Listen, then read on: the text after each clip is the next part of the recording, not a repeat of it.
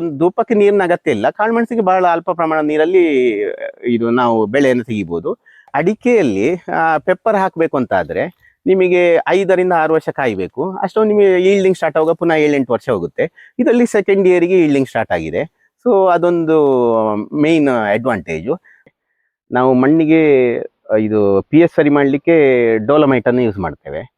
ಮತ್ತೆ ನ್ಯೂಟ್ರಿಯೆಂಟ್ ಅನ್ನ ಎಲ್ಲ ಡ್ರಿಪ್ ಮುಖಾಂತರ ಫರ್ಟಿಗೇಷನ್ ಮುಖಾಂತರ ಆಟೋಮೆಟಿಕ್ ಆಗಿ ಹೋಗುತ್ತೆ. ನ್ಯೂಟ್ರಿಯೆಂಟ್ ಅಲ್ಲಿ ಮೇಜರ್ ನ್ಯೂಟ್ರಿಯೆಂಟ್ NPK, ನೈಟ್ರೋಜನ್, ಸಾರಜನಕ ಮತ್ತೆ ಪೊಟ್ಯಾಷಿಯಮ್ ಅನ್ನ ಸಮ ಪ್ರಮಾಣದಲ್ಲಿ, ಇದು ಫಾಸ್ಫರಸ್ ಅನ್ನ ಕಡಿಮೆ ಪ್ರಮಾಣದಲ್ಲಿ, ಮತ್ತೆ secondary nutrient calcium, magnesium, sulphur ಇದನ್ನ ಕೊಡ್ತೇವೆ. ಮತ್ತೆ ಮೈಕ್ರೋ ನ್ಯೂಟ್ರಿಯೆಂಟ್ ಅನ್ನ ಕೊಡ್ತೇವೆ. ಸೊ ಅಡಿಕೆ ನಾವು ಹಾಕಿದ್ರೆ, ಅಡಿಕೆ ಮತ್ತೆ ಕಾಳುಮೆಣಸನ್ನ ಸಿಲೆಕ್ಟ್ ಮಾಡಿದ್ರೆ ನಮಗೆ 16 ಲೀಟರ್ ನೀರನ್ನ ಕೊಡಬೇಕಾಗುತ್ತೆ ಅಡಿಕೆಯಲ್ಲಿ ಪ್ರಾಪರ್ ಈಲ್ಡ್ ತೆಗಿಲಿಕ್ಕೆ ಮತ್ತೆ ಕಾಳುಮೆಣಸಲ್ಲಿ ಎರಡೊಟ್ಟಿಗೆ ತೆಗಿಲಿಕ್ಕೆ. ಬಟ್ ಇದ್ರಲ್ಲಿ ನಾನು 4 ಲೀಟರ್ನಲ್ಲಿ ಮ್ಯಾನೇಜ್ ಮಾಡ್ತಾ ಇದ್ದೇನೆ. ಸೊ ಹಾಗೆ ನಾನು ಧೂಪ ಮತ್ತೆ ಕಾಳುಮೆಣಸನ್ನ ನೀರಿನ ಅಭಾವ ಇದ್ದ ಕಾರಣ ಸಿಲೆಕ್ಟ್ ಮಾಡಿದ್ದೇನೆ. ಮತ್ತೆ ಈಗ ನೀವು ಏನಾದರೂ ಡಿಫಿಷಿಯನ್ಸಿ ಖಂಡಿತ ಅಂತಾದ್ರೆ ಪ್ಲಾಂಟ್ ಅಲ್ಲಿ ಫಾಲಿನಷ್ಟು ಬೇಗ ನಾವು ಪ್ಲಾಂಟ್ ರಿಕವರಿ ಸಾಯಿಲ್ ಅಲ್ಲಿ ಆಗಲ್ಲ. ಸೊ ಫಾಲಿಯರ್ ಅಲ್ಲಿ ಬೇಗ ರಿಕವರಿ ಆಗುತ್ತೆ. ಇಳುವರಿ ಕೊಡುವ ತೋಟದಲ್ಲಿ ನಾವು ಫಾಲಿಯರ್ಸ್ ವೇಗೆ ಹೋಗ್ಬೋದು, ಯಾಕಂದ್ರೆ ಇಳುವರಿಯನ್ನ ಇಂಪ್ರೂವ್ ಮಾಡ್ಬೋದು. ನಮಸ್ತೆ. ಈ ಜಾಗದಲ್ಲಿ 7,000ದಷ್ಟು ಧೂಪದ ಗಿಡಗಳಲ್ಲಿ ಕಾಳುಮೆಣಸಿನ ಬಳ್ಳಿಗಳಿವೆ. 1,000 ಪಯ್ಯಾನಿ ಗಿಡದಲ್ಲಿ ಕಾಳುಮೆಣಸಿನ ಬಳ್ಳಿಗಳಿವೆ. ಇದು ಕೇವಲ 2 ವರ್ಷದ ಧೂಪದ ಗಿಡಗಳು. ಈ ಕಾಳುಮೆಣಸಿನ ಬಳ್ಳಿಗೆ 1 ವರ್ಷ ಆಗಿದೆ ಅಷ್ಟೇ. ಎಷ್ಟು ಚೆನ್ನಾಗಿ ಬಂದಿದೆ ನೋಡಿ. ಅದರ ಹಿಂದೆ ಶ್ರೀ ಅನಂತರಾಮಕೃಷ್ಣ ಅವರ ಪರಿಶ್ರಮ ಇದ್ದೇ ಇದೆ. ನಮಸ್ತೆ. ನಾನಿವತ್ತು ಬಂಟ್ವಾಳ ತಾಲೂಕಿನ ಪೆರುವಾಯ ಶ್ರೀ ಅನಂತರಾಮಕೃಷ್ಣ ಹೇಳುವ ಯುವ ಕೃಷಿಕರ ಬಳಿ ಇದ್ದೇನೆ. ಅವರು ತುಂಬಾ ಚೆನ್ನಾಗಿ ಕಾಳುಮೆಣಸಿನ ಕೃಷಿ ಮಾಡ್ತಾ ಇದ್ದಾರೆ. ಸೊ ನಮಸ್ತೆ. ನಮಸ್ತೆ. ಇದೀಗ ಕೇವಲ 1 ವರ್ಷದ ಬಳ್ಳಿಗಳು ನೀವು ಹೇಳಿದಿರಿ. ಒಂದು ಧೂಪದ ಮರಕ್ಕೆ ಎಷ್ಟು ಬಳ್ಳಿಗಳನ್ನು ನೀವು ಇದರಲ್ಲಿ 2 ತೊಟ್ಟೆ ಗಿಡಗಳನ್ನು ನಾಟಿ ಮಾಡಿದ್ದೇವೆ. 1 ಫೀಟ್ ದೂರದಲ್ಲಿ ನಾಟಿ ಮಾಡಿದ್ದೇನೆ. ಇದು ಈಗ 1 ವರ್ಷ ಆಯ್ತು ಬಳ್ಳಿಗೆ. ಆಗಸ್ಟ್ ಅಲ್ಲಿ ನಾಟಿ ಮಾಡಿದ್ದು. ನಾನು ಇಲ್ಲಿ ಧೂಪವನ್ನ ಕಾಳುಮೆಣಸನ್ನ ಯಾಕೆ ಸೆಲೆಕ್ಟ್ ಮಾಡಿದ್ದೆ ಅಂದ್ರೆ, ನನ್ನ ತೋಟದಲ್ಲಿ ಆಲ್ರೆಡಿ ನಮಗೆ ಅಡಿಕೆ ಗಿಡಗಳಿವೆ, ಅದಕ್ಕೆ ಸ್ವಲ್ಪ ನೀರಿನ ಅಭಾವ ಇದೆ. ಸೊ ಇಲ್ಲಿ ಏನಾಗುತ್ತೆ, ನಮ್ದು ತುಂಬಾ ಟೆರೈನ್ ಇರುವ ಜಾಗ, ಹಾಗೆ ನಮಗೆ ನೀರಿನ ಅಭಾವ ಏಪ್ರಿಲ್ ಮೇಯಲ್ಲಿ ತುಂಬಾ ಬರುತ್ತೆ. ಸೊ ಅಡಿಕೆ ನಾವು ಹಾಕಿದ್ರೆ, ಅಡಿಕೆ ಮತ್ತೆ ಕಾಳುಮೆಣಸನ್ನ ಸಿಲೆಕ್ಟ್ ಮಾಡಿದ್ರೆ ನಮಗೆ 16 ಲೀಟರ್ ನೀರನ್ನ ಕೊಡಬೇಕಾಗುತ್ತೆ ಅಡಿಕೆಯಲ್ಲಿ ಪ್ರಾಪರ್ ಈಲ್ಡ್ ತೆಗಿಲಿಕ್ಕೆ ಮತ್ತೆ ಕಾಳುಮೆಣಸಲ್ಲಿ ಎರಡೊಟ್ಟಿಗೆ ತೆಗಿಲಿಕ್ಕೆ. ಬಟ್ ಇದ್ರಲ್ಲಿ ನಾನು 4 ಲೀಟರ್ನಲ್ಲಿ ಮ್ಯಾನೇಜ್ ಮಾಡ್ತಾ ಇದ್ದೇನೆ. ಸೊ ಹಾಗೆ ನಾನು ಧೂಪ ಮತ್ತೆ ಕಾಳುಮೆಣಸನ್ನ ನೀರಿನ ಅಭಾವ ಇದ್ದ ಕಾರಣ ಸಿಲೆಕ್ಟ್ ಮಾಡಿದ್ದೇನೆ. ಇನ್ನೊಂದು, ನಿಮಗೆ ಧೂಪದಲ್ಲಿ ಈಗ ಪ್ಲಾಂಟೇಶನ್ ಓಲ್ಡ್ ಆಗುವಾಗ ಅಥವಾ ಈಗ ಪೆಪ್ಪರು ಈಗ ಡ್ಯಾಮೇಜ್ ಆಯಿತು ಅಂತಾದರೆ ನಿಮಗೆ, ಅಥವಾ ಪ್ರೈಸ್ ಕೊಲಾಪ್ಸ್ ಆಯಿತು, ಇದರಲ್ಲಿ ವುಡ್ ವ್ಯಾಲ್ಯೂ ಇದೆ ಧೂಪಕ್ಕೆ, ಮತ್ತು ರೆಸಿನ್ ವ್ಯಾಲ್ಯೂ ಇದೆ. ಸೊ ನಿಮ್ಮ ಈಗ ಮಾಡಿದ ಇನ್ವೆಸ್ಟ್ಮೆಂಟು ಅದೆಲ್ಲ ವುಡ್ಡಲ್ಲಿ ಅಥವಾ ರೆಸಿನಲ್ಲಿ ರಿಕವರ್ ಆಗುತ್ತೆ. ಆ ಕೇಸ್ ಬಂದರೆ, ಅಡಿಕೆ ತೋಟ ಆದರೆ ನಿಮಗೆ ಪ್ರೈಸ್ ಮತ್ತು ಇದು ಯಾವುದು ನೀರಿನ ಶಾರ್ಟೇಜ್ ಬಂದರೆ ನಿಮಗೆ ಅದರಲ್ಲಿ ಯಾವುದೇ ಇನ್ಕಮ್ ಇರಲ್ಲ. ಮತ್ತೆ ಇಲ್ಲಿ ನಿಮಗೆ ನೀರು ಅಗತ್ಯ ಇರುವ ಕ್ರಾಪು ಕಾಳುಮೆಣಸು ಬಹಳ ಕಡಿಮೆ ನೀರು ಬೇಕಾಗುತ್ತೆ. ಅಡಿಕೆಗೆ ಅದರ ಸಮ್ಮರ್ ಇಡೀ ಫ್ಲವರಿಂಗ್ ಟೈಮ್, ಸಮ್ಮರ್ ಇಡೀ ನೀರು ಬೇಕಾಗುತ್ತೆ.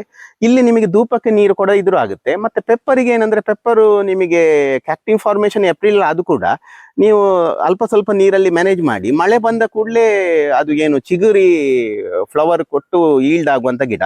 ಸೊ ಥ್ರೂಔಟ್ ಏನು ಫ್ಲವರ್ ಜೂನಿಂದ ಸ್ಟಾರ್ಟ್ ಆದ್ರೆ ಆಗಸ್ಟ್ ತನಕ ಬರುತ್ತೆ.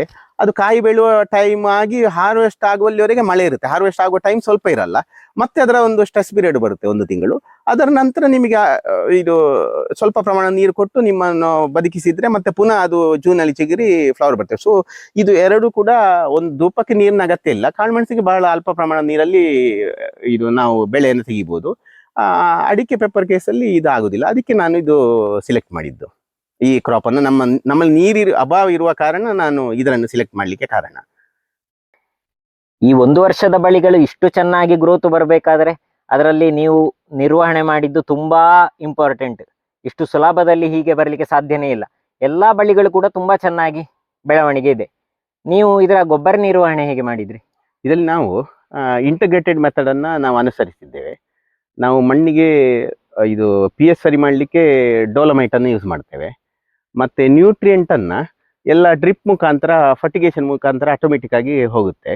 ನ್ಯೂಟ್ರಿಯೆಂಟ್ ಅಲ್ಲಿ ಮೇಜರ್ ನ್ಯೂಟ್ರಿಯೆಂಟ್ NPK, ನೈಟ್ರೋಜನ್, ಸಾರಜನಕ ಮತ್ತೆ ಪೊಟ್ಯಾಷಿಯಮ್ ಅನ್ನ ಸಮ ಪ್ರಮಾಣದಲ್ಲಿ, ಇದು ಫಾಸ್ಫರಸ್ ಅನ್ನ ಕಡಿಮೆ ಪ್ರಮಾಣದಲ್ಲಿ, ಮತ್ತೆ secondary nutrient calcium, magnesium, sulphur ಇದನ್ನ ಕೊಡ್ತೇವೆ. ಮತ್ತೆ ಮೈಕ್ರೋ ನ್ಯೂಟ್ರಿಯೆಂಟ್ ಅನ್ನ ಕೊಡ್ತೇವೆ.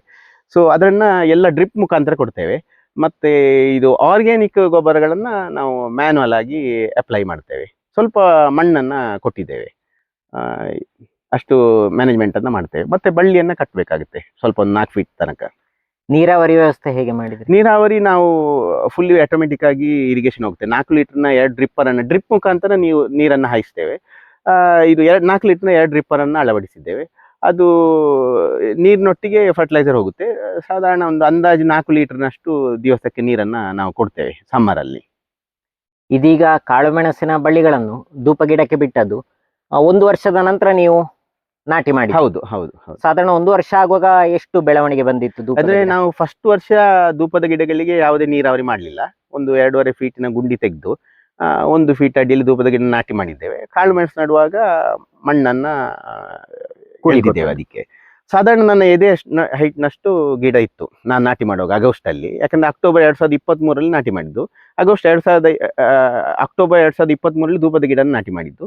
ಆಗಸ್ಟ್ 2024 ಕಾಳುಮೆಣಸು ಗಿಡಗಳನ್ನ ನಾಟಿ ಮಾಡುವಾಗ ಧೂಪದ ಗಿಡ ನನ್ನ ಒಂದು ಎದೆ ಅಷ್ಟು ಒಂದು ಅಂದಾಜು ಒಂದು 4 ಫೀಟ್ ಹೈಟ್ನಷ್ಟು ಬಂದಿದ್ದವಷ್ಟೇ.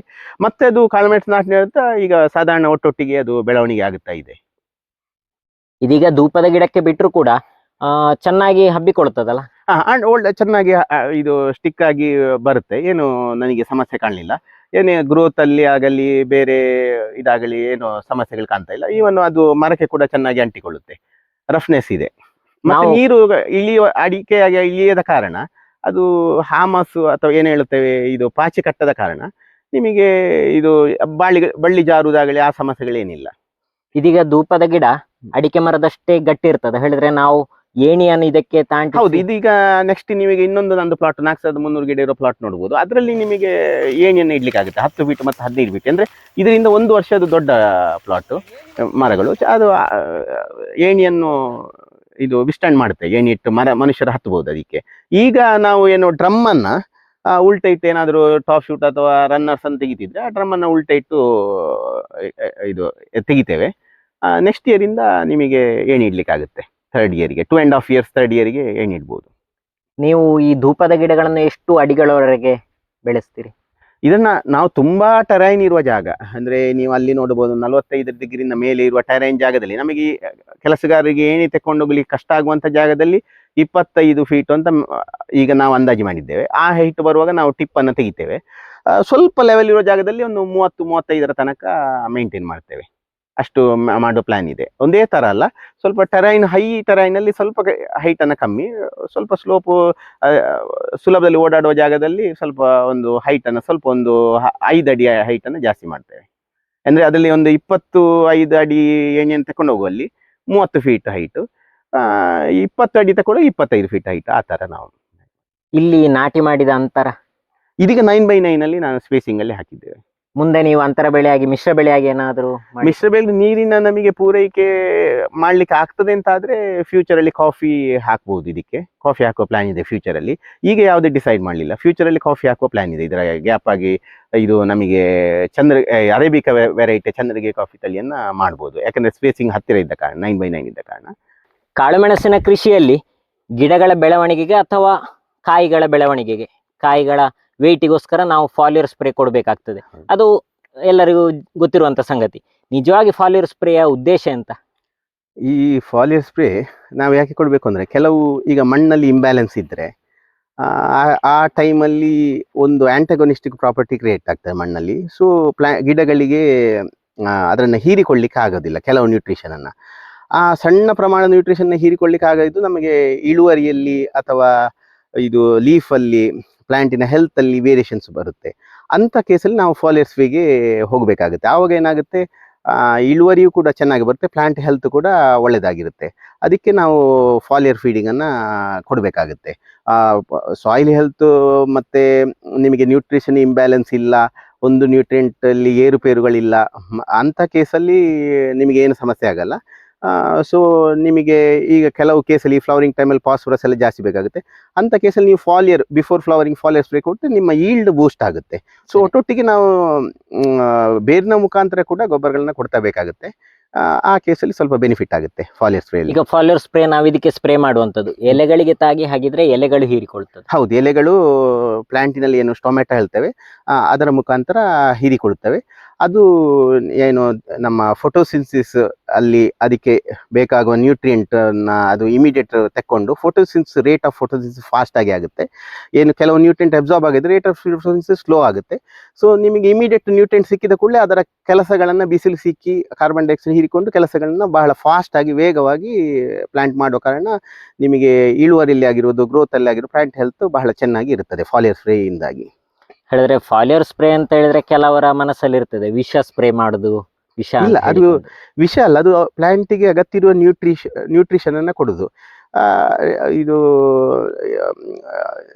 ನ್ಯೂಟ್ರಿಷನ್ ಅನ್ನ ನಾವು ಯಾವುದು ಸ್ಪ್ರೇ ಮುಖಾಂತರ ಕೊಡುದು. ಅದು ವಿಷ ಅಲ್ಲ, ಅದು ನ್ಯೂಟ್ರಿಯೆಂಟ್. ಅದು ವಿಷ ಅಂತ ಆಗುದಿಲ್ಲ, ಅದು ನ್ಯೂಟ್ರಿಷನ್ ಆಗಿದೆ. ಈಗ ನಮಗೆ ಮನುಷ್ಯರ ಕೇಸಲ್ಲೂ ಹೊಟ್ಟೆಯಲ್ಲಿ ಕೆಲವು ನ್ಯೂಟ್ರಿಷನ್ ಕೆಲವರಿಗೆ ಅಬ್ಸರ್ವ್ ಮಾಡಲಾಗಿದೆ, ನಾವು ಅದರ ನ್ಯೂಟ್ರಿಷನ್ ಅನ್ನ ಕೊಡಬೇಕಾಗುತ್ತೆ.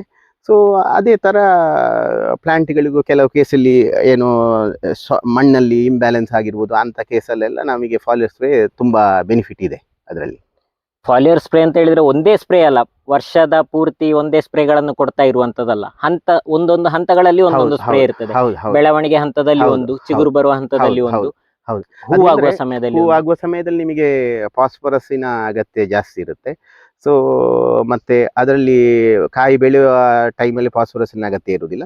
ಸೊ ಆ ಕೇಸಲ್ಲಿ ನಾವು ಅದಕ್ಕೆ ತಕ್ಕಂತೆ ನಾವು ಫಾಲಿಯರ್ ನ್ಯೂಟ್ರಿಷನ್ಗಳನ್ನು ವ್ಯತ್ಯಾಸ ಮಾಡ್ತಾ ಹೋಗಬೇಕಾಗುತ್ತೆ. ಮತ್ತು ಈಗ ನೀವು ಏನಾದರೂ ಡಿಫಿಷಿಯನ್ಸಿ ಖಂಡಿತು ಅಂತ ಆದರೆ ಪ್ಲಾಂಟಲ್ಲಿ ಫಾಲಿಯರ್ನಷ್ಟು ಬೇಗ ನಾವು ಪ್ಲಾಂಟ್ ರಿಕವರಿ ಸಾಯಿಲಲ್ಲಿ ಆಗಲ್ಲ. ಸೊ ಫಾಲಿಯರಲ್ಲಿ ಬೇಗ ರಿಕವರಿ ಆಗುತ್ತೆ. ಇಳುವರಿ ಕೊಡುವ ತೋಟದಲ್ಲಿ ನಾವು ಫಾಲಿಯರ್ ಸ್ಪ್ರೇಗೆ ಹೋಗ್ಬೋದು, ಯಾಕಂದರೆ ಇಳುವರಿಯನ್ನು ಇಂಪ್ರೂವ್ ಮಾಡ್ಬೋದು. ಸಣ್ಣ ಗಿಡಗಳಿಗೆ ಅಗತ್ಯ ಏನಿಲ್ಲ, ಕೊಟ್ಟರೆ ಒಳ್ಳೇದು, ಕೊಡದಿದ್ರು ನಡೀತದೆ ಸಣ್ಣ ಗಿಡಗಳಿಗೆ. ಕೃಷಿಕರಿಗೆ ಕಾಳುಮೆಣಸಿನ ಬೆಳೆಯಲ್ಲಿ ಉತ್ತಮವಾದ ಮಾಹಿತಿಗಳನ್ನು ಕೊಟ್ಟಿದ್ರಿ ಸರ್, ಧನ್ಯವಾದಗಳು. ನಮಸ್ತೆ. ಈ ರೀತಿಯ ಕೃಷಿಗೆ ಸಂಬಂಧಿತ ವಿಡಿಯೋಗಳಿಗಾಗಿ ನಮ್ಮ ಯೂಟ್ಯೂಬ್ ಚಾನಲ್ ಸಬ್ಸ್ಕ್ರೈಬ್ ಮಾಡಿ ನಿಮ್ಮ ಗೆಳೆಯರ ಜೊತೆ ಹಂಚಿಕೊಳ್ಳಿ. ನಮಸ್ತೆ.